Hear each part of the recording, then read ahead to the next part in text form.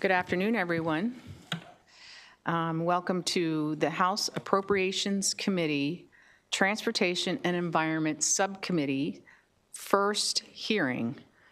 We are today going to hear from the Maryland Auto Insurance Fund, as well as the Maryland Department of Transportation on their debt service. And so we will begin with the Maryland Auto Insurance Fund with our budget analyst, Kelly Norton. You may begin.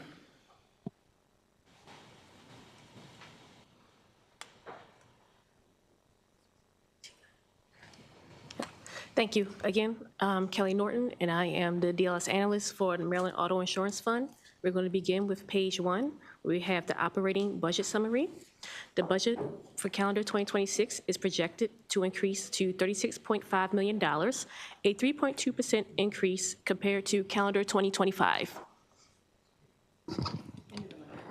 Let's put the mic here. That works better. There we go. It should be noted that the actuals for calendar 2025 are not certified yet, and this is subject to change. Turning to page 2, we see Exhibit 1, which gives us a breakdown of what is causing the change between 2026 and 2025. In the insured division, the largest increase is salaries, increasing $650,000, followed by contractual services related to IT work, which increases $612,000. IT work is also the largest area of growth for the uninsured division, increasing $147,000. The uninsured division does not experience the same growth in salaries as the insured division because Maryland Auto will be shifting its resources towards the needs of the insured division. On page 4 is Exhibit 2, showing the personnel changes at Maryland Auto. The insured division's positions decreased by 9.2% in calendar 2025 and is projected to decrease an additional 3.2% in calendar 2026. With the decrease of policies in force, Maryland Auto needs fewer staff in the division. The first key observation is on page 4 and covers policies, rates, and claim costs. On page 5, Exhibit 3 shows the policies issued from 2019 to 2026. You can see that after calendar 2024, there has been a steady decline in policies. Maryland Auto estimates gross written policies have decreased by 26% and policies in force by 29% in calendar 2025. It will continue to do so in calendar 2026. Exhibit 4 on page 6 shows the percentage of all payment plans at Maryland Auto. You can see that while finance payment plans make up the majority of plans chosen by customers, the use of the installment plan continues to grow since Maryland Auto lowered its down payment to 18% from the previous 20 to 25%. In calendar 2024, the installment plan accounts for 17.5% of payment plans and is expected to increase to 20% in calendar 2025. Exhibit 5 on page 8 shows Maryland Auto's rate adequacy across the state. This title is a misnomer because it actually shows inadequacy. This chart shows that as Maryland Auto has raised its rate inadequacy has decreased across the state, decreasing from 19% in calendar 2024 to 6% in calendar 2025. Baltimore City, which has the highest inadequacy rate, also decreased from 35% to 23% over the same period.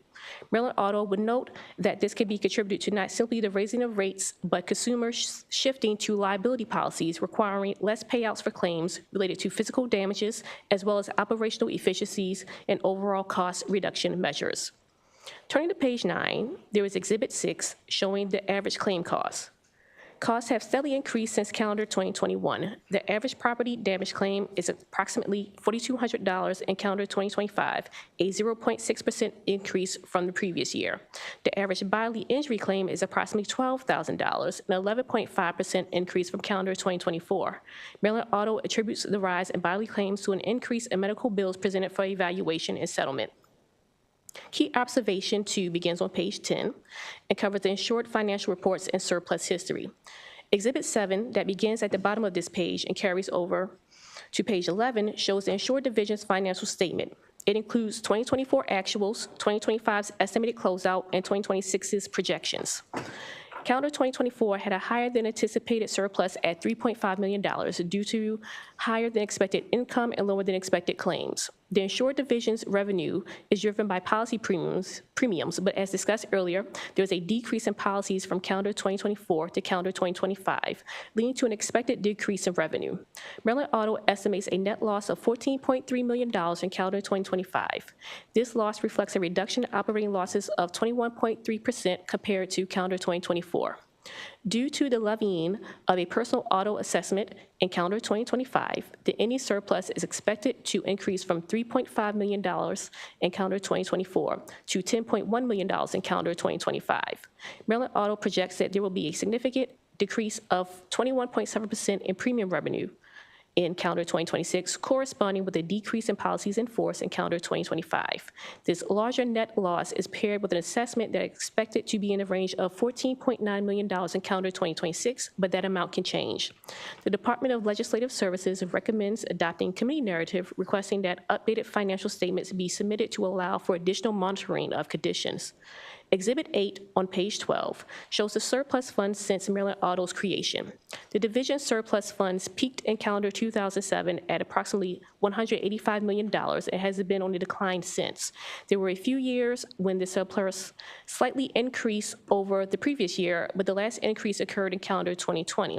There is an expected increase in 2025, however, that would not have occurred without the assessment. The next key observation begins on page 13. It covers uninsured financial reports and surplus history. Exhibit 9 shows the uninsured division's financial statement from calendar 2024 to 2026. Similarly to the insured division's financial statement, 2025 and 2026 are subject to change. This division's main source of revenue is the uninsured motorist fines. Maryland Auto expects income to increase in calendar 2025 by 3.5% and 2.5% in calendar 2026. Unlike the insured division, Maryland Auto does not anticipate a net loss over this period and expects revenue to cover expenses. Exhibit 10 on page 15 shows the surplus funds for the uninsured division since 2008. Calendar 2024 ended with a surplus of little more than $62,000. While small, it is a significant increase from the negative surplus of $1.4 million in calendar 2023. Maryland Auto expects the surplus to continue to grow with $1.6 million in 2025 and $3.6 million in calendar 2026. Exhibit 11 on page 16 shows the uninsured division's claims activity. Maryland Auto estimates that claim activity in all categories will decrease in calendar 2025 compared to the previous year. Claims settled experienced the largest decrease at 29%. The last key observation begins on page 16 and covers Maryland Auto's affordability index. Maryland Auto uses an affordability index in an effort to cap insurance costs for policyholders in specific lower median household income zip codes throughout the state. Maryland Auto applies the index to 47 codes, 30 of which Maryland Auto assigned territorial base rates higher than the statewide average. The affordability index is based on the methods established by the Federal Insurance Office, or FIO. The FIO Affordability Index is based on data showing that the average household spends 2% of its income on liability insurance. Therefore, liability insurance above that 2% ratio is deemed unaffordable. The Affordability Index only applies to zip codes that either has a majority minority population or a median family income less than 80% of the median family income in the relevant metropolitan statistical area. Maryland Auto's affordability ratio is higher than FIO's standard of 2% at 3.3%. In December 2024, the Maryland Insurance Administration issued an order letter to Maryland Auto stating that its proposed rates were inadequate and that its affordability index was unfairly discriminatory because it relies on median household income, which is not an actuarial risk. Maryland Auto has considered affordability in its rate making based on statute since 1985. However, Maryland Insurance Administration believes that statute dictates that solvency takes precedence over affordability, noting that if Maryland Auto needs to issue an assessment on the private market, it is not in a position to charge below market insurance rates based on its affordability index. Maryland Auto disagrees and considers its ability to issue assessments to mean it cannot become insolvent. Therefore, affordability should always be part of its rate-setting methods. Chapter 395 of 2025 established a work group to look at the affordability of private passenger automobile insurance in the state. The work group discussed alternatives to Maryland Auto's affordability index index. The work group endorsed Maryland Auto's suggestion to adjust the length of its policy terms from 12 to 6 months, believing that this change would reduce down payments and encourage participation in the private market through more frequent comparison shopping. Maryland Auto does not yet have a timeline for implementing the 6-month policy term, but is exploring a pilot program in the next 18 months. Maryland Auto also suggested an economic relief program for policyholders who meet specific income requirements. This program will require legislation because it is not consistent with current rate-making statutes. The work group recommended further study of this proposal, as well as a low-cost auto insurance program to determine what is feasible and how to implement and fund said program. Recommendations are on page 19. The first recommendation is a request for financial statements for the insured and uninsured divisions.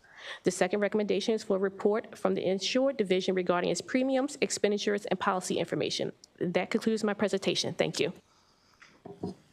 Thank you very much for your very thorough report that you issued. And now we will have the agency response with Director Al Redmer. And if you would introduce the person to your right. Thank you, Madam Chair. This is Amy Nell. She is our comptroller. And it's good to be with you and the committee. We, too, would like to thank Kelly Norton for her thorough work on this, as well as Natalie Damon from DBM. And interestingly, both Kelly and Natalie, this was their first time with us. And we've been very impressed not only with the quality of the work, but their interest and commitment in actually learning the operations of our organizations. Madam Chair, as you know, insurance is a little different, especially from an accounting perspective, from a lot of other industries, and takes some time to get to understand it. So thank you, Kelly. If you don't mind, I'm just going to repeat a little bit of what's in here, but if you look at the very beginning, the program description, I'll remind folks that we were created by you 50 years ago to be the insurer of last resort for folks in Maryland that can't get auto insurance in the standard market. 40 years ago, the General Assembly asked us to look at affordability when we look at our rates, recognizing that some folks that drive uninsured are driving uninsured because they simply can't afford these policies. And finally, I will remind you that we can't offer insurance to just anybody that's out there. We can only offer insurance to folks that have been canceled by their current carrier or turned down if they're shopping for coverage.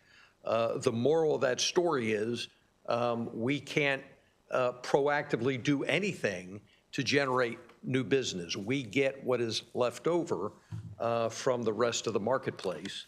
And if you would look at page 5, Exhibit 3, this tells that story. When I arrived at Maryland Auto in May of 2020, which I thought was at the end of the pandemic, when in reality it wasn't. And if you look at our policy count in 2020, and then you reflect on where we are at that point, you will recall the state basically shut down. Many people were not working. They weren't driving. And if you're not driving, you're not hitting things. So in 2020, the amount of money that we paid out in claims dropped significantly, as it did for all of the other insurance carriers out there. And so what happened as insurance carriers ended 2020 flush with cash, Business 101 is you have to do something to deploy that capital. Many of them decided they were going to take that cash and go out and buy market share. They did it by lowering their premiums, but more importantly for us is they liberalized their underwriting. They began taking risks that they would not have taken a year or two before. And as that occurred, you could see our policyholder count dropped each and every month until about the middle of 2021. And what happened then? The economy opened back up again, people started driving again, and the demolition derby was full on. As you know, if you're doing any driving at all, people have been driving faster and crazier since the pandemic. than they did before. So all of those claims started to roll in, not just for us, but for the rest of the industry. The standard insurance market, they lost historic amounts of money in the end of 21 and 22 and into 2023. And as they hemorrhaged money, what they did was they responded by jacking up their premiums, number one. But again, for us, more importantly, they then tightened up their underwriting. They got much more selective. They stopped doing advertising. They got much more selective. And as a result of that, a significant part of the population had to come back to us. So you can see in this chart, when the rest of the market withdrew, our business, our policyholder count more than doubled in an 18-month period. And then as we got to the end of 2024, those carriers, they fixed their losses. They began to break even, make a little money. So now they're coming back into the market. They're loosening their underwriting a bit, and they're beginning to take those policies back again. That's not necessarily good. It's not necessarily bad. That's why we exist, to take those folks when the rest of the market does not want them. If you go to page, well, before I do that, page 7, we talk about rate adequacy quite a bit. I just want to define that. So rate adequacy means that we would have to charge enough premium to cover all of our claims and all of our operating expenses. So if you want to be affordable and you want to be rate adequate and you're Geico or Progressive or somebody that can write profitable business to offset the unprofitable business, that works. If you're Maryland Auto with the folks that we insure, sadly, it does not work. If you look at page 11, Kelly mentioned our assessment last year. That equaled about $3 for every $1,000 of insurance premium. So once we did the assessment, if you were with a carrier that recouped from the policyholders and you had a $2,000 premium, your premium is now $2,006. So it was a $6 bump from 2000 to 2006. I'll point out that in the residual insurance marketplace, all around the country, assessments take place just about every year. I'll also point out, as I think Kelly mentioned, that we expect the assessment for next year, or actually this year, to be somewhat less than it was last year. And I will also contrast our $3 per 1,000 of premium assessment versus the health insurance surcharge that's going to occur in Maryland, that is about $27 per $1,000 of premium. On page 16, Kelly talks about affordability and the MIA order. So the MIA ordered us to do two things. They ordered us to modify the way we look at affordability. So we look at affordability, as Kelly mentioned, geographically. If you're in a low-income community, you may get a break.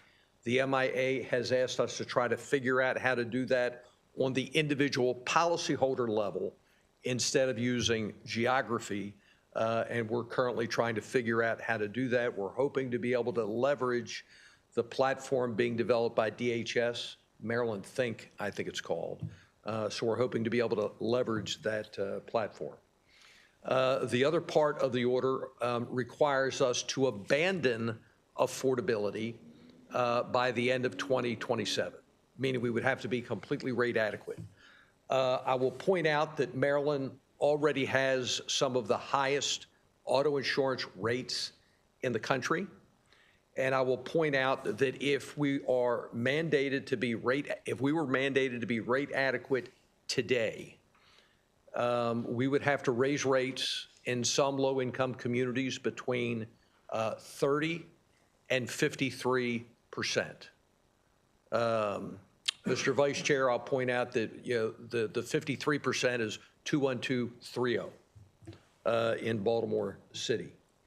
I will also point out, I believe that the work that we do, even with an assessment, provides a tangible valuable benefit for every policyholder in the state. We look at affordability. We keep folks insured that would otherwise be uninsured.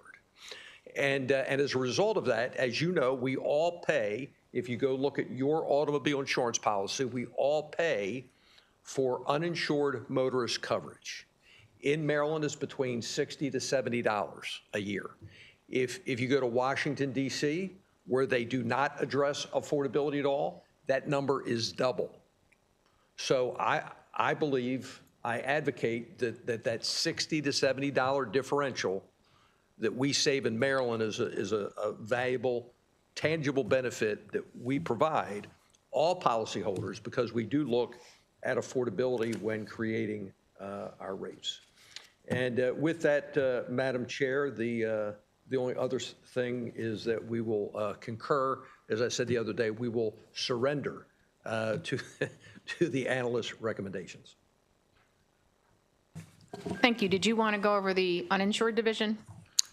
Sure. Yeah, there's not a lot to say other than if you look at the surplus for projected for 25 and 26, it is significantly better than the position we were in. And Madam Chair, that's a direct result of the work that you and this committee did in addressing our funding issues over the last couple of years. Thank you. And we're going to go to questions right now. Sure. Members, who would like to go first? Vice Chair Edelson. Thank you, Madam Chair. Thank you for the presentation. As great as it is to see both of you, I'm always saddened to not see my constituent, Ms. Dodson, but I'm sure she's enjoying a wonderful retirement, well-deserved. One of the things that I just wanted to understand, and thank you for your presentation and the arguments that you make in favor of the current system. In Exhibit 3 shows that as of 2026, there's around a little under 30,000 policies in force. What is the rest of the pool? Meaning, how many uninsured? Do you have a sense on how many uninsured drivers there are that are not with MAIF? So that's a great question. I will point out that I asked the MVA and the MIA about a year and a half or 2 years ago to look at that. You would think that the MVA can tell us how many cars are registered. Right. The MIA can aggregate and tell us how many cars are insured. Right. But we haven't had success doing that. So all I can give you is anecdotal information. The anecdotal information is every week we get a list from the MVA of drivers that have been identified as being newly uninsured for at least 60 days. Sure. And we get that, when we get that list, we send them a letter. We remind them that the state requires them to be insured. We recommend that they go back to their previous carrier or an insurance producer, and if they still need help, they can come to us. So through 2025, the number of names that we received, and I'm going off my memory, which is never good, I believe was 68,000 people, which was a 20% increase over the previous year. Now, the MIA believes that some of that increase may be due to the fact that they're collecting better data at the MVA than they had previously, and that could be the case. However, I doubt that that represents all 20%, but even if it did, 68,000 people being identified as being uninsured. Now, let me qualify. All of these folks are not permanently uninsured. It could be, little Johnny sold his car, sure, and he was tardy turning the tags back. Yeah. But nonetheless, it's a big disturbing number. Also, excuse me, we're beginning to see a little bit of an uptick in uninsured motorist claims. So, that's on the, I guess, the tail end of that, but, Right. yeah. The reason for my question is there's obviously two sides to the equation, right? You pointed out how the impact of the private insurance market impacts you because that takes away a potential pool of customers for you. But there's the other side of the equation too, which is folks that are uninsured. And so the question I have is, what are some ways to try to capture more of that pool as your policyholders? Would it make sense if you lowered the down payment from 18%? Do you think that would help to capture more people? That's a great question, and that's one of the reasons that we're going to do the 6-month. Yeah. So that would lower the down payment. The other thing let me say this. We are taking rate adequacy very seriously, and our objective is to do what we can to get closer to rate adequacy without having to raise rates on low-income folks. And we're doing it in a variety of ways. We're looking at operational initiatives that we can take to lower our expense. We're looking at regulatory issues that we can take, and then finally legislatively. So on the regulatory side, right now we treat every, I'm going to call it a renewal, it's considered a rewrite. So if you get stuck with us, you get a 12-month policy. At the end of the 12 months, we have to start from scratch and treat you like you're brand new, which means we have to grab another 18%. So we're hoping that rather than doing that, we can treat it more like a renewal. Right. So you just keep paying the same monthly. We still need to make sure that you're eligible, right, but you would just keep paying the same monthly amount. Rather than we down think payment that makes common sense. Yeah. The reason we're at 18% is that's the number that we need to get up front to have equity in the policy, so that if all they pay is that and they don't pay anything more, we don't come out losing money on the back end, if that makes sense. Yes, it does. One more question. If we go, I just want to clarify one thing that you said. So you said 68,000 new uninsured, but your policy count is around 45,000, right? Correct. So I just want to clarify that 68,000 isn't completely from MAIF, it's from all insurance carriers. Oh, absolutely. And the point is that the affordability problem is across the entire population. That's absolutely right, and I should have made that point. As a matter of fact, and this is equally as disturbing, but of the 68,000, I think it was like 7% came from Maryland auto policyholders. So, and our cancellation rate is still well above 50%.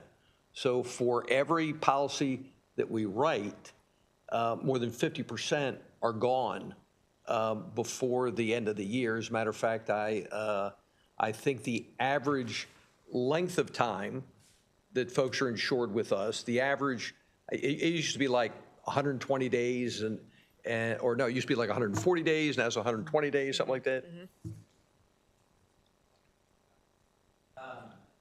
The other question that I had for you is, help me understand how the inadequacy rate drives the net income or loss of MAIF on an annual basis. Sure.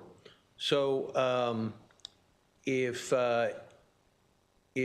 rate adequacy, so we were in high double digits of being inadequate. We did our last rate filing, we were inadequate by 6%.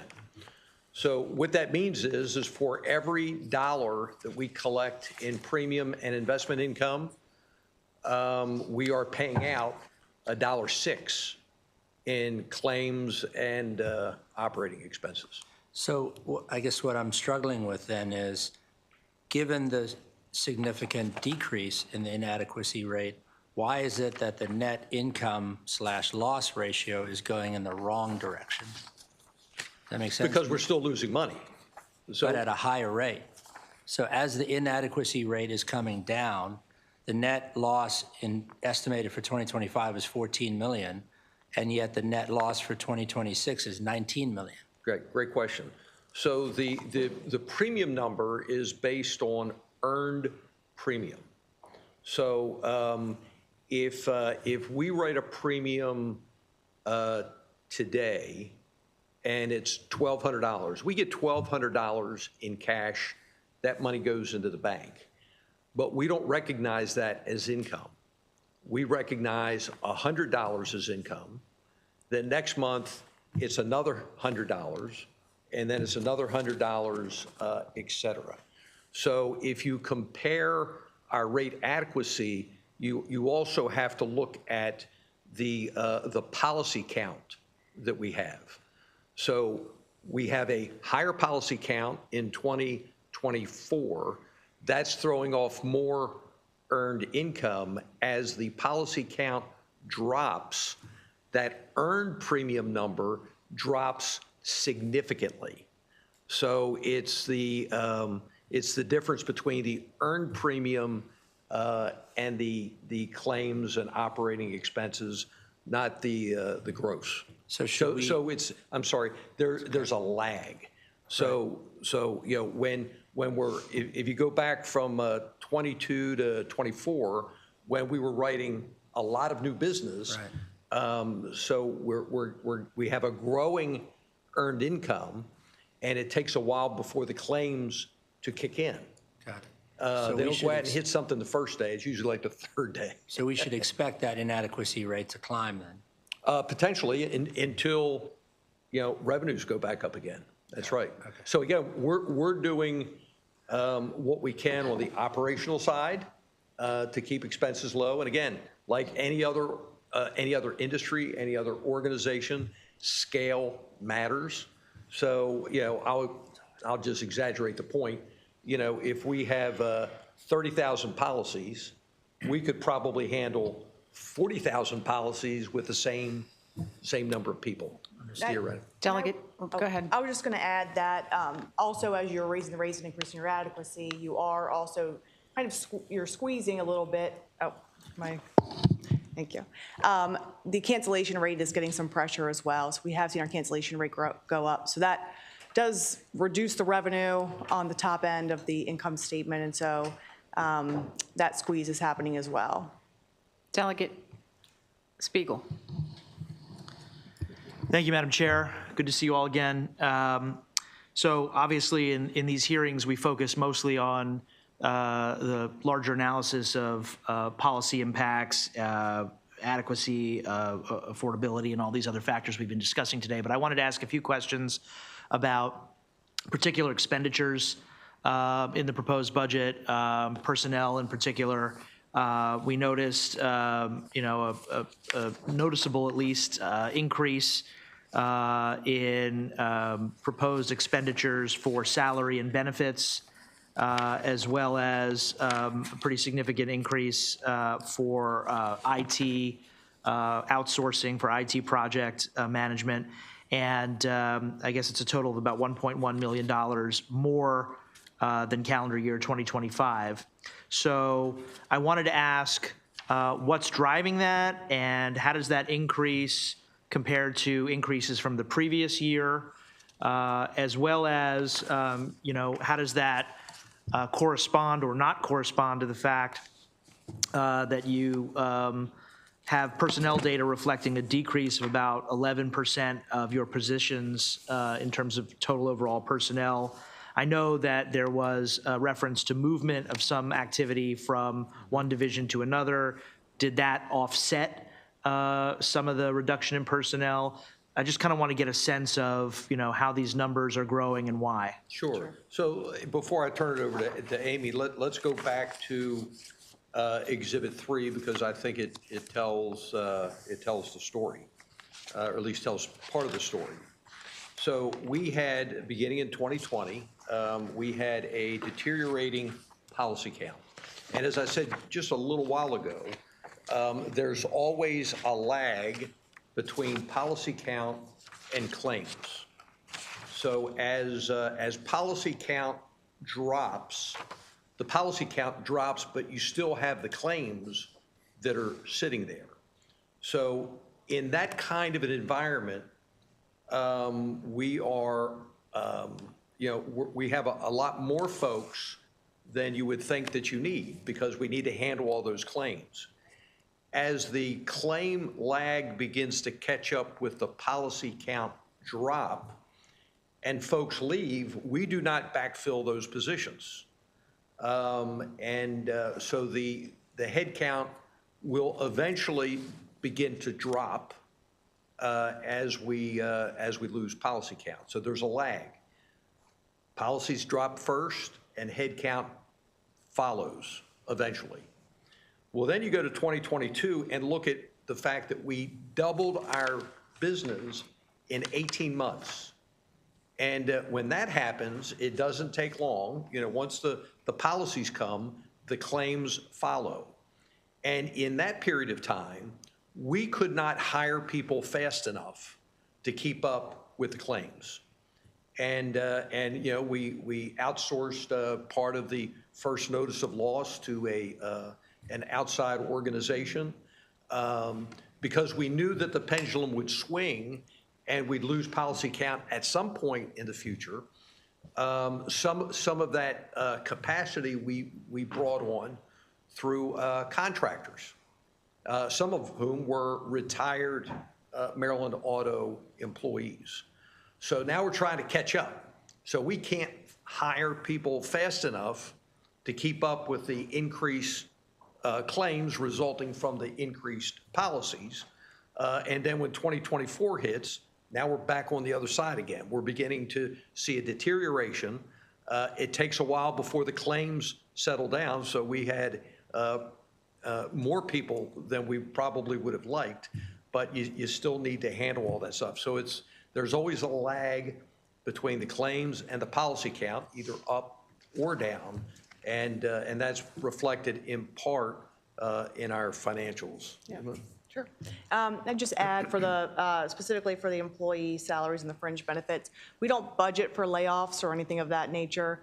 We do budget for a, increase, an annual increase to salaries. Maryland Auto is part of the pension program, so Maryland Auto pays 21.9% on each pay period for every employee. And, there are some other variable costs that increase with salary, like your payroll taxes and that kind of stuff, in line with salary. And then also health benefits. We're part of the state program, across the board, budget of 5% increase. So you combine all those things together. That does drive some of the overall salary increases. There is sort of a net impact here. If you look at the 654 for the insured division increase and the 205 decrease for the uninsured division, consider them together. MAIF is one entity, so if you net those together, it's closer to $450,000. And there are allocations between the two divisions based on where time and effort are spent, whether those on the insured division or the uninsured division, if there are projects going on, that kind of thing. So those fluctuations do get captured in the budget process. Thank you, that's helpful. Does that mean that as we catch up on the backlog of claims that are still existing, even as we see policies having come down the last couple of years, that we can expect, I'm not going to hold you to this, but that in general, we can expect further reduction in costs of personnel? Yeah, as people leave. So if you look at the last 12 months, I can't give you the exact number. We can get that. Colleen, remind me, we'll get that to you. But we're probably down, I don't know, a half a dozen, 8, 10 folks from where we were this time last year. And again, as we were, accelerating, we couldn't hire people fast enough.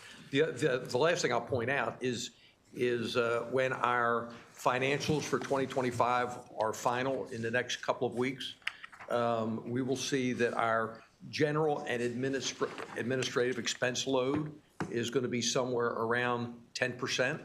That is a very, very efficient organization. Thank you, Madam Chair. Delegate Metzger. Thank you, Madam Chair. Appreciate it. Thank you, Mr. Redmer, for being here and sharing. It's always a delight to hear from you. Question I have, I'm putting my head around a couple of things. What is the average policyholder price tag for a MAIF policy? Do you have that? I do have some statistics. High. In the Baltimore metro region, the average annual Maryland auto premium is $3,089. And that's just for minimum limits of liability? I think it's all together, but most of our policyholders, the vast majority, have minimum limits. Now, is that plus an interest because they pay payments on that? No, Is there, okay, so you added interest into that, correct? no. Oh, you don't?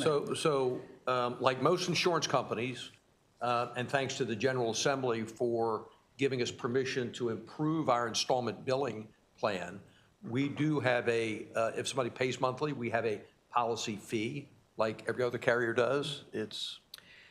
We don't have a policy. either. We don't have a policy fee. First time all year I've been home. However, some of our business is financed through a premium finance company. And for the folks that have to do that, they pay quite a bit in interest.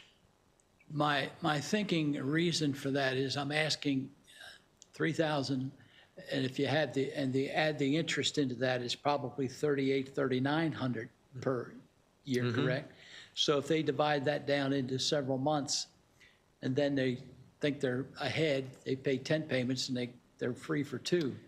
During that time, do they cancel within that 140 days? You mentioned 140 days. So that's about, I think it's a little less than that, the average time that somebody is insured. Now, naturally, we have some that are insured for, the entire year. We have some folks that pay a down payment. They get their insurance, they go get a car, they get their tag, they cancel their insurance, and then they drive around uninsured for 2 years. So let me ask this, what happens to that person that's canceled again and they come back to MAFE again? Great question. We have folks that we insure 2 or 3 times a year. So these are folks that are struggling. They run out of money. They get canceled. They scrape together some more money, and they become insured again.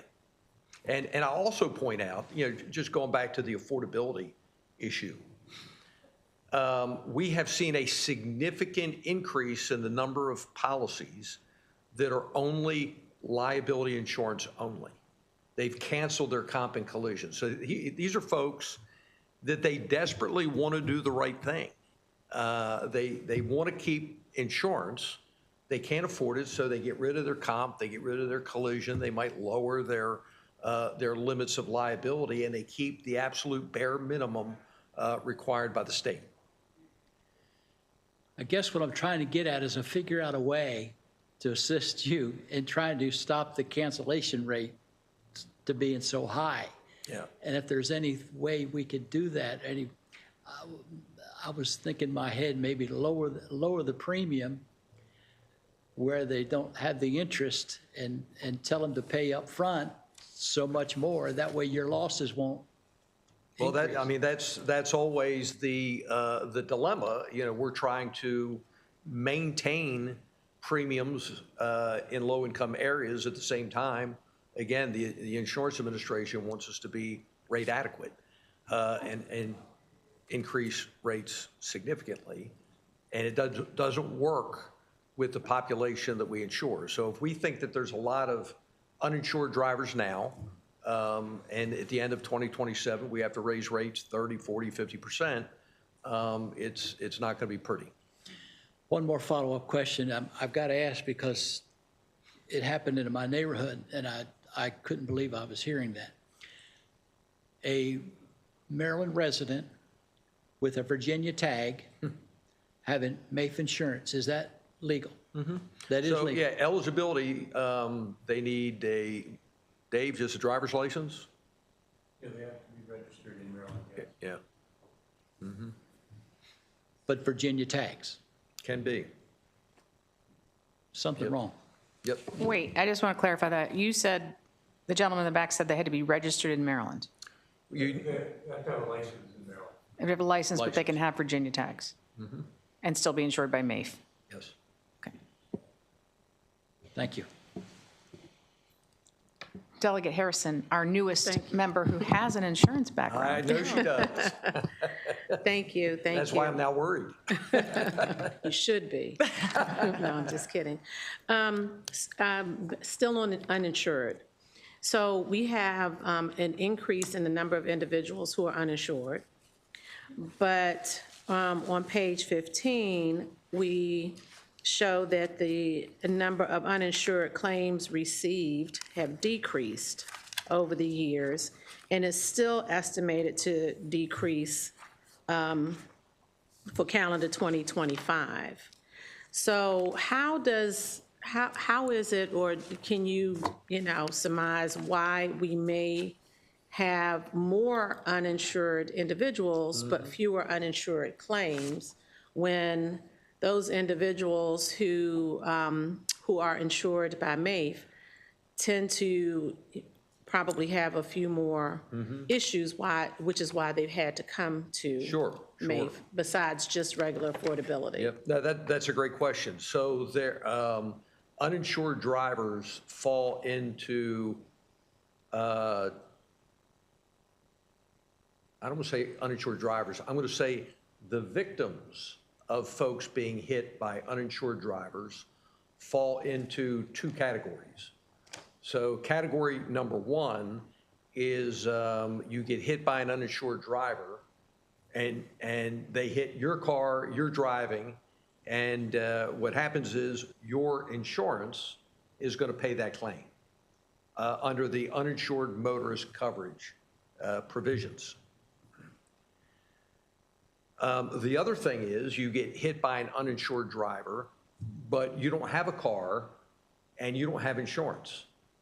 And in that instance, you can come to Maryland Auto, apply to the uninsured motorist division. So we've got two divisions. One is the insurance. The other one is uninsured division. Which we refer to as the Victims Fund, to keep it straight. Perfect. The Victims Fund. That's perfect. And so in that instance, we would step in on behalf of the state. We would settle those claims up to $30,000, and then we would go and try to recover those funds from the uninsured driver. So when you look at the folks that fall into either bucket, the bucket of being hit by an uninsured driver and you being insured is significantly higher than if you don't have any insurance. And this is what's on page 16. It's just those folks that don't have insurance. So we have, basically, you're deducing that we have more individuals who have insurance than that may be a victim of an uninsured Yes, motorist. yes. Okay, thank you. But how does that explain the decrease in uninsured claims from year to year when how does that explain the decrease? Yeah, I don't have an explanation for the decrease. I thought that what I heard you say was that the decrease is because we have more individuals who are hit by an uninsured motorist in their insurance. Resulting in a decrease. That's just trying to, go ahead. Yeah, I think we know one potential theory, we don't have like the proof of this, but one theory is, if you look at these claims reported and our policy count was on the rise, and then these reported claims were on the decline. So now that we're going into, we started the year with 44,000 private passenger policies, and we ended 2025 with 30,000 private passenger policies. So we lost a third of our policies in 12 months on the private passenger side. So I think, it'll be interesting. We're keeping an eye on it going forward. How will it correlate with the number of reported uninsured claims in the next couple of years now that our policy count has dropped off and more people can't afford our policies? But I'll ask that question internally and see if I can get you a more, better guess. Thank you. I will end with the question here of your current strategy, as sort of explained in all of these documents. Does that do you feel confident that that will get us back to having a surplus and where we were, say, 2023 and prior? Probably not. And we've talked to the MIA about this. They tell us you need to increase your surplus.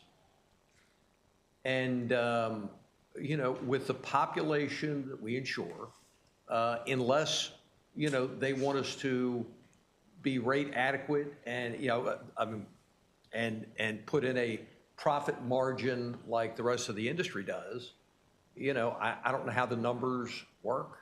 Okay, so your current strategy, what MIA is asking you to do with the rate increases, you don't believe that's going to get us to a surplus position, and in fact, you're projecting losses. So if the General Assembly makes a policy decision to include the definition of affordability in the mission of MAIF, is that going to get you back to a surplus position? No, it will not. That answers the question about affordability. The answer to a surplus is the assessment that the General Assembly created 50 years ago, and that occurs in almost every state around the country. So the only way to get to affordability and have us and not to have an assessment is to create some other funding mechanism, like they do in the health insurance space. But again, now we're looking at a health insurer surcharge of 2.75% of premium. So if you want to do a 2.75% premium, in the auto space, well, we'll have plenty of surplus. But the fact is, MAIF did run the fund for 50 years without resorting to the surplus. We know that there have been years when there has been extenuating circumstances around the decrease in the surplus. But I think what you're saying, and I think what's important to this committee, appropriations, is either way, we're going to be operating at a deficit, whether you charge adequate rates or whether you incorporate affordability as you have been, but even maybe to a greater degree. Either way, we're going to have losses with MAIF. And the policy decision has to be made about how those losses are going to be funded. When you just said something about as they do in 50 other states, what were you referring to? Well, in every state, there's a mechanism to take folks that can't get insurance in the in the standard market, and there's a mechanism to pay for all that. So it costs carriers in almost every state something to take care of folks that can't get coverage in the standard market. So what you're saying is other carriers in other states or private market carriers in other states bear some of the high-risk drivers. Oh, absolutely. Yeah. And are they charging affordable rates to the high-risk drivers in other states? No. Okay.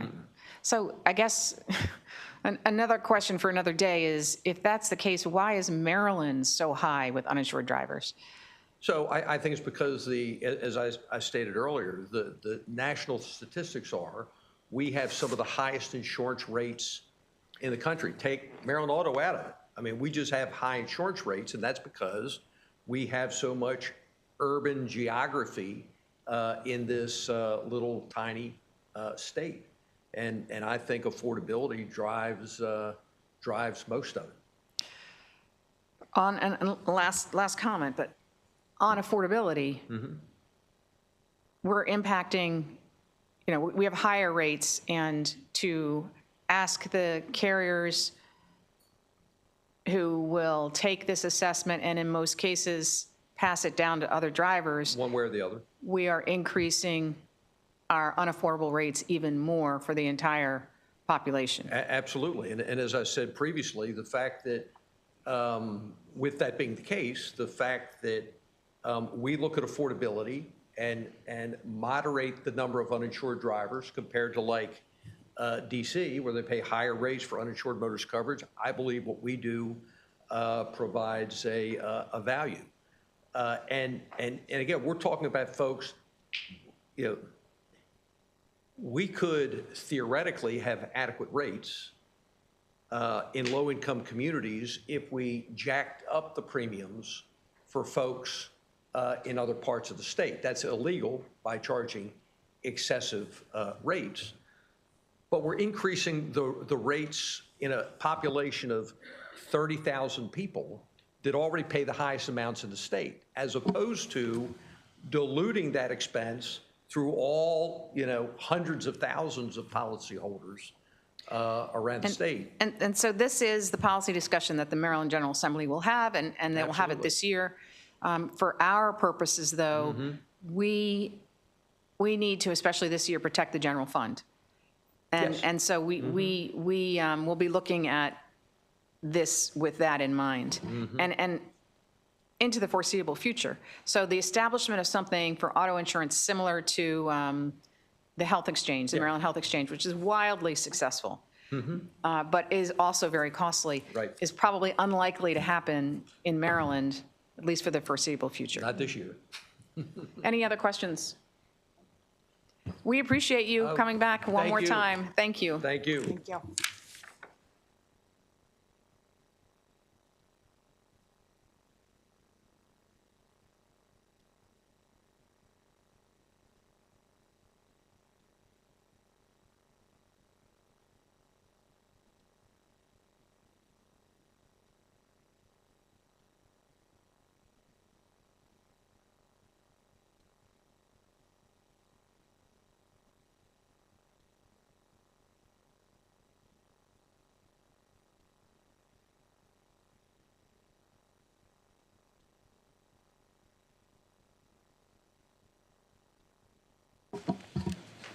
All right, we will move on now to the Maryland Department of Transportation debt service requirements. And we are going to begin with our budget analyst, Samuel Quist, but we do want to welcome our new acting secretary, Catherine Thompson, here today. Thank you. And we will begin. Welcome. Thank you. And we will begin with Samuel Quist, who will give us a rundown on the analyst and analysis. All right, thank you. Good afternoon again. Samuel Quist with the Department of Legislative Services, presenting the analysis for the Maryland Department of Transportation debt service requirements. This analysis covers the debt service on MDOT consolidated transportation bonds, which are 15-year tax-supported debt issued to support the capital program. The analysis also discusses a couple of other types of debt, including grant anticipation revenue vehicles, or GARVI bonds, and non-traditional debt, which includes certificate of participation, debt backed by customer facility charges, passenger facility charges, and other revenues, as well as debt issued by the Maryland Economic Development Corporation, the Maryland Transportation Authority, or other third parties on behalf of MDOT.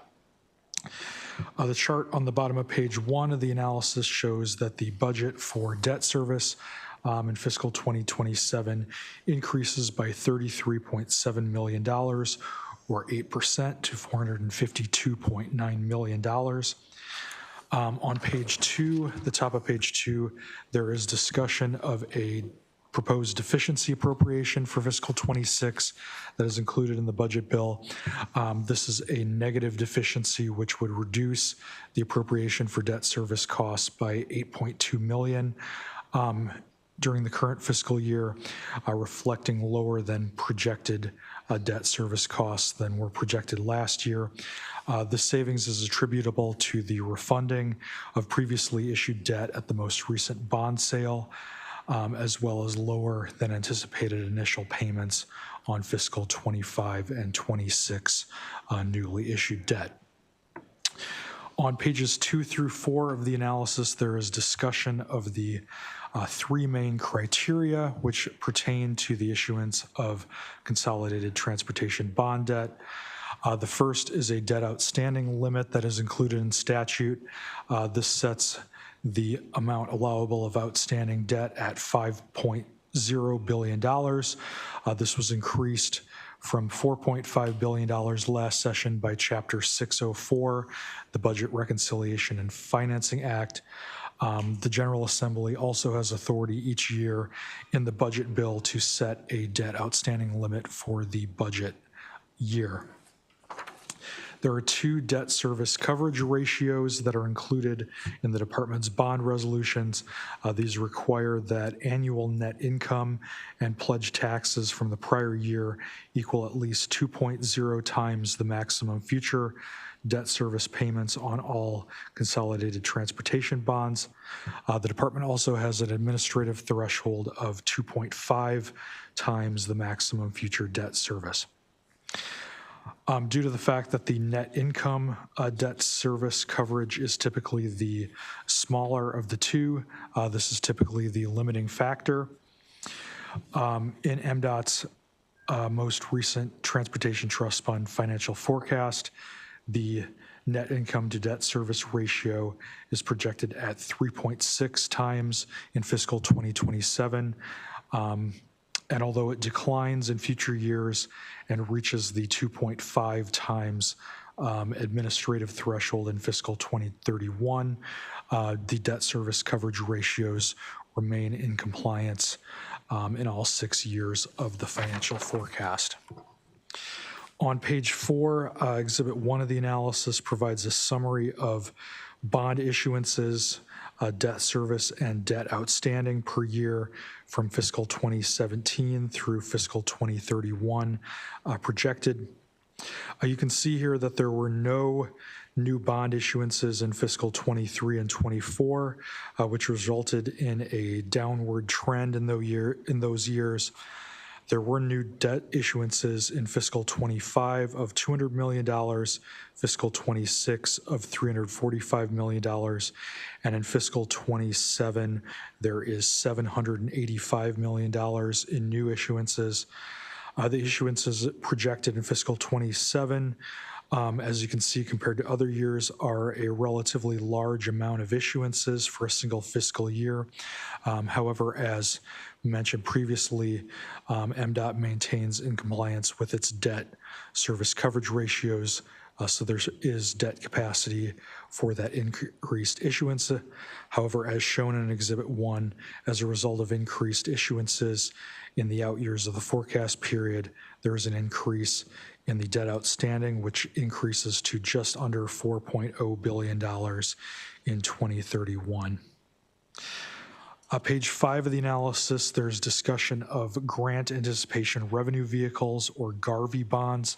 GARVI bonds are transportation bonds that are issued by states and public authorities that are backed by future federal aid for highway and transit appropriations.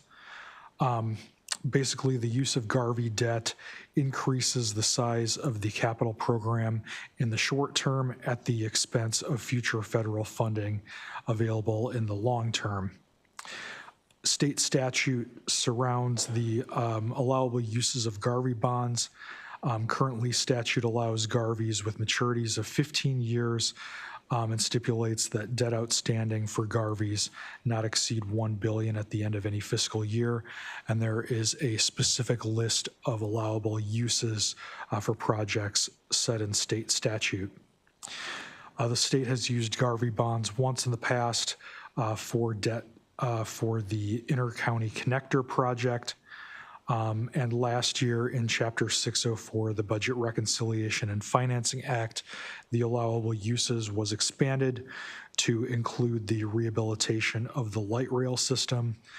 The 2026 Consolidated Transportation Program includes the light rail modernization program under the Maryland Transit Administration, and of a $1.4 billion total projected cost. The spending plan includes approximately $643 million in funding through GARVI issuances. MDOT indicates that it plans to issue the preliminary tranche of $275 million in Garvey bonds for this project in fiscal 2027, followed by a second issuance of $368 million in 2031. Pages 6 through 9 of the analysis include a list of the non-traditional debt that is currently utilized by the department. In fiscal 2027, there are 9 individual non-direct debt issuances, or rather individual non-traditional debt sources that will be outstanding at the end of the fiscal year, and 1 pending issuance. Of these, there will be 8 that will be outstanding at the conclusion of fiscal 2027. Additionally, there are also 2 indirect availability payment issuances related to the Purple Line project. These are indirect debt that is held by the P3 concessionaire for the Purple Line project that are repaid through availability payments for the Purple Line.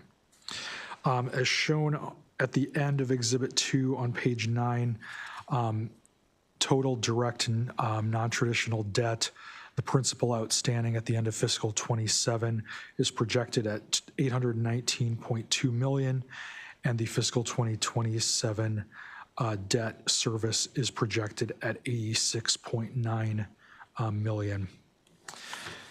Turning to the DLS recommended actions on pages 10 and 11 of the analysis, there are 2 annual pieces of budget bill language that DLS recommends in this analysis every year.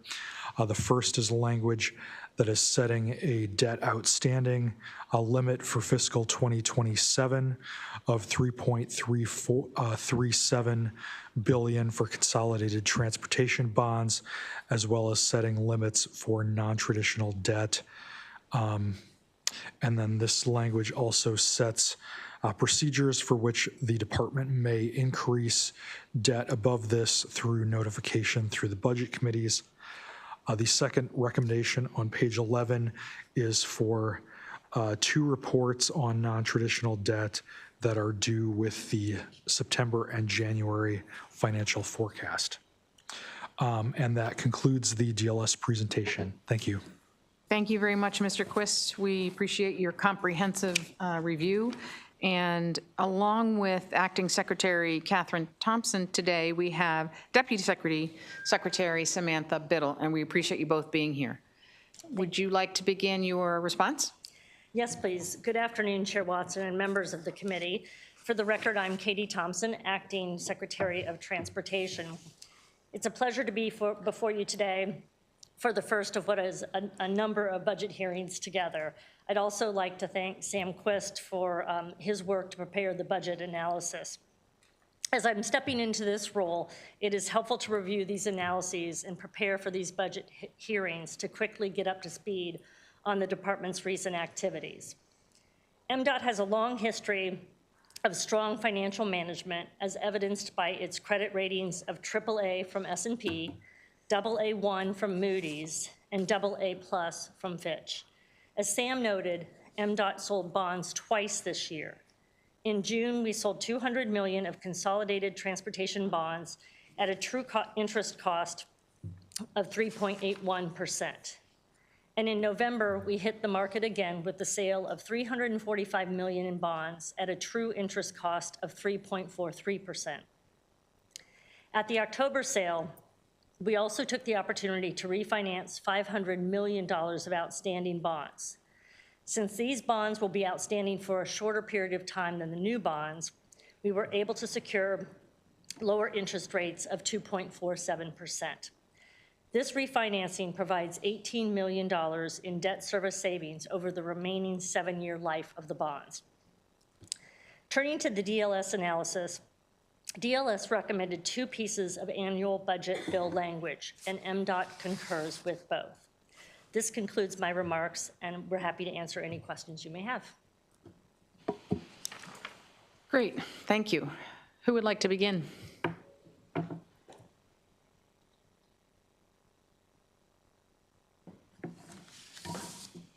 I know we have a question out there. We can't let the new secretary go without a question. Come on. Thank you, Delegate. So I can't say that I actually have a question, but I'm happy to know that you concur with the, the analysis that, or what should go into the language. So, Good point. Delegate Edelson? Great to see you. Great to see you both. Thanks for everything that you do. So the analysis shows that currently, with our debt service ratios, we're in a pretty good spot, both as it relates to our bond agreements, but also as to the internal 2.5 limit that we have. But as we get closer to 2031, that gets a lot more tight in that margin. Any plan that we have in place to, or thoughts about how we make sure that when we get to 2031, we're not so close to that margin, but are still able to continue issuing debt at high levels? Thank you for your question. We continue to carefully monitor and plan for these limits, and we'll continue to keep the committee apprised of developments as they go along. Do you have any additional information? No, I think your observation, Vice Chair, is absolutely correct. It does get tighter into the out years, certainly with more uncertainty as we move forward. Our team is tremendously talented, and we continue to work with all of the tools in our toolbox on the debt front to make sure that we're managing things within the rules established here before you, and certainly look forward to additional conversations about, the overall TTF. Great. Yeah, I guess other than reducing the amount of debt we issue, I guess the only other option is to find ways to bring more revenue into the system. We would agree with that, yes. Great, thanks. And I will just ask about the bill we're actually scheduled to vote on tomorrow, I think, that would increase your, no, that's MDTA. So that does fall under you, but to increase the total bond limit from 4 billion to 5 billion. Just for our benefit, would you explain that briefly? Certainly. So, Chair, the bill before you in consideration for the Transportation Authority is in order to allow the capacity for the full forward funding of the Francis Scott Key Bridge, along with the other important state of good repair investments and additional safety projects taken on by the authority. So it is going to make sure that we are not sacrificing other projects in order to rebuild the Key Bridge, basically. Correct. Right, okay, good. And we do, just piggybacking on what Delegate Harrison said, we do feel very confident in the reporting that you give to us that keeps track of this ratio. And so that will be in the budget again this year. Other than that, I don't think we have any other questions, but I will tell you, Secretary, that this is always the shortest one for MDOT, the shortest hearing. I have heard that, Madam Chair. And this is not going to be what you see when we talk about the other agencies. But we do appreciate you. We want to take it easy on you, your first hearing. But we do appreciate you being here. And members, if you would come to the dais after we adjourn, we're going to quickly talk about tomorrow's schedule. And with that, we are adjourned with this meeting. Thank you. Thank you.